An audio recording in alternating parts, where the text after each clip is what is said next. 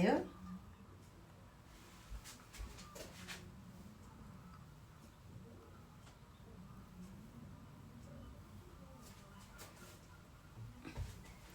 મસ્ત થઈ ને, રેસ્ટોરન્ટમાં થાય ને એવી થઈ છે. કેમ છો બધા? મજામાં? આજે ચાલો હવે આપણે રેસીપી શેર કરશું. ખાંડવી રેસીપી છે ને ઘણા બધાને બહુ જ અઘરી લાગે છે. તમને હું જે માપ આપું છું ને પરફેક્ટ માપ છે. બહુ સરળ અને ઇઝી રીત છે. તમે ચોક્કસથી બનાવજો ને મારી રેસીપી શેર કરજો. ચાલો આપણે 1/2 કપ ચણાનો લોટ લીધો છે. ચણાના લોટને આપણે ચાળી લેવાનો છે. આવી રીતે ચાળી લેવાનો છે. ને આજે 1/2 કપ છે ને એમાંથી 2 પીપલ આરામથી જમી શકે છે.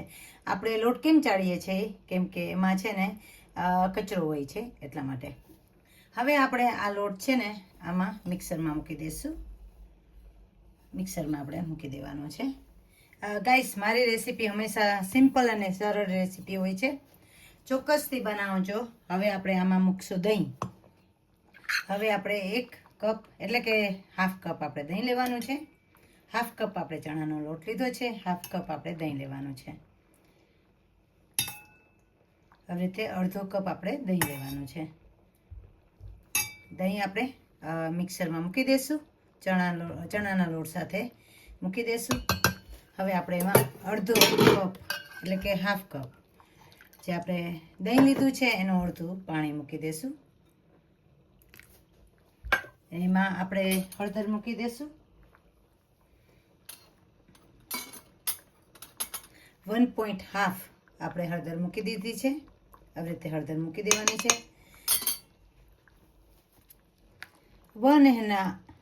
હવે આપણે એમાં ગ્રીન મરચું મૂકશું. 1.5 ટીસ્પૂન ગ્રીન મરચું. 1.5 ટીસ્પૂન ગ્રીન મરચું. આદું મૂકશું 1 ટીસ્પૂન. આદું 1 ટીસ્પૂન. રીતે આપણે મૂકી દીધું છે. હવે આપણે આને ગ્રાઇન્ડ કરી લેવાનું છે. હવે આપણે ગ્રાઇન્ડ કરી લીધું છે ને હવે આપણે એને ચાળી લેવાનું છે. આ જ આપણે કડાઈમાં આપણે ખાંડવી બનાવશું એટલે આવી રીતે આપણે ચાળી લેવાનું છે. ને આપણે 1/2 કપ આમાં પાણી મૂકવાનું છે. ફરીથી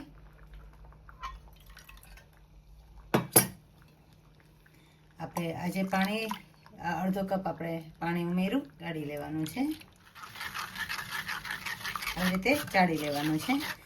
હવે ખાંડવીના બાટરને આપણે ગરમ કરશું ને એને છે ને આપણે ઉકાળવાનું છે. ધીરે ધીરે આપણે ઉકાળશું ને એને છે ને હાઈ ફ્લેમમાં આપણે ઉકાળવાનું નથી, મીડિયમ ફ્લેમમાં આપણે ઉકાળવાનું છે. એટલે કે ગેસ તમારો છે ને એકદમ મીડિયમ ફ્લેમ ઉપર હોવો જોઈએ. ને હવે આપણે એમાં મૂકીશું 1 ટીસ્પૂન નિમક, સોલ્ટ. અને સોલ્ટ છે ને ઉપરથી મૂકવાનું.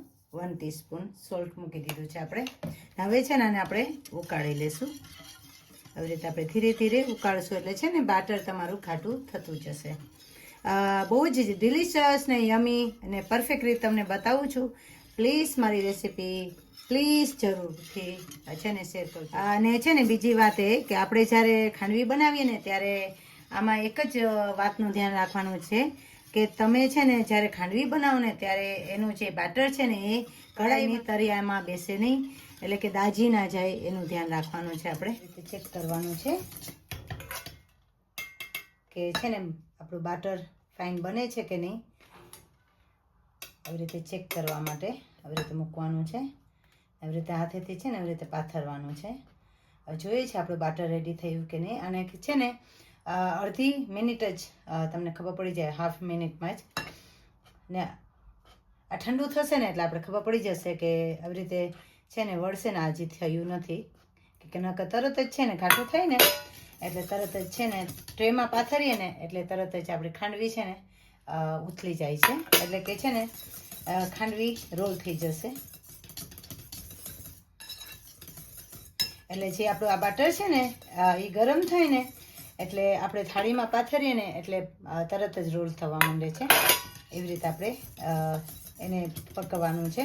એટલે કે છે આપણે એને ગરમ કરવાનું છે. હવે આપણે એને હજી પણ આપણે આવી રીતે છે ને ગરમ કરશું.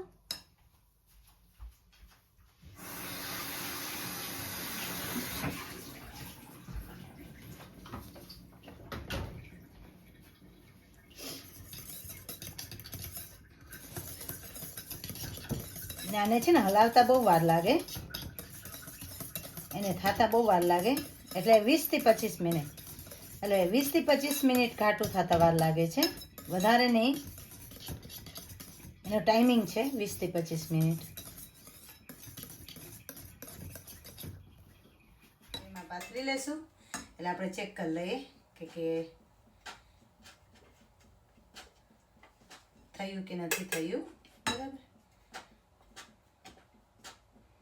ઇઝી છે, બનાવજો. આવી રીતે છે ને મેં પાથરું ને એ વિડીયો રેકોર્ડ થયો, પણ છે ને એમાં એવું થયું કે ડિલીટ થઈ ગયો. આવી રીતે પાથરી લેવાની ને પછી છે ને આવી રીતે રોલ વારી લેવાના, બહુ મસ્ત રીતે રોલ વારી લેવાના. એક સરખી છે ને થવી જોઈએ નાયલોન ખાંડવી. આવી રીતે હું બનાવું છું, આ પરફેક્ટ બની છે ને. છે ને આવી રીતે ને હું કે એકદમ છે ને રોલ ફાઇન ટાઈટ વારવાનો. બરાબર, આવી રીતે રાઈ મૂકી દીધી, રાઈ. રાઈ, થોડું જીરું, પછી ચીલી ફ્લેક્સ, તલ ને મરચાં ને લીમડો આપણે ઢાંકી દઈશું આવી રીતે. ને પછી આપણે આવી રીતે વઘારામાં મૂકી દેવાનો છે. આવી રીતે વઘાર મૂકી દેવાનો છે. ચાલો, ભગવાનને થાળ ધરાવી દીધો છે, ઠાકોરજીને મસ્તનો થાળ ધરાવી દીધો છે. આવી રીતે ખાંડવી બનાવી છે, મગ ભાત દહીં ભગવાને ધરાવી દીધું છે. ચાલો મહારાજ જમો, સ્વામી જમો, પ્રમુખ સ્વામી મહારાજ જમો, મન સ્વામી મહારાજ જમો. જમો ને જમાડું રે જીવન મારા, હરિરંગ મારા સોનાના થાળ મંગાવું, મોતી રે વધાવું રે જીવન. તમને બધાને મારી ખાંડવીની રેસીપી પસંદ આવી છે? Please subscribe like my YouTube channel Jyoti ફેકી એડવેન્ચર્સ. Bye by.